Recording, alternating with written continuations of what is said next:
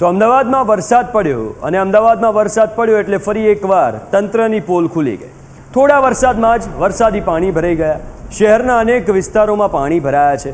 થલતેજ આસપાસના કેટલાક વિસ્તારો પાણીમાં ગરકાવ થઈ ગયા છે। વેજલપુરનો સોનલ સિનેમા રોડ પાણીમાં ગરકાવ થઈ ગયો। માત્ર થોડો સમય પવન સાથે વરસાદ પડ્યો છે અને આ તમે જો કેટલાક વિસ્તારોના દ્રશ્યો છે। ગટરો પણ ઉભરાઈ રહી છે। આટલા વરસાદમાં ગટર ઉભરાવાની સમસ્યા પણ થઈ ગઈ। એટલે તમે જો આ મેગા સિટી છે આપણું અમદાવાદ અને અમદાવાદની આવી હાલત જોવા મળી રહી છે।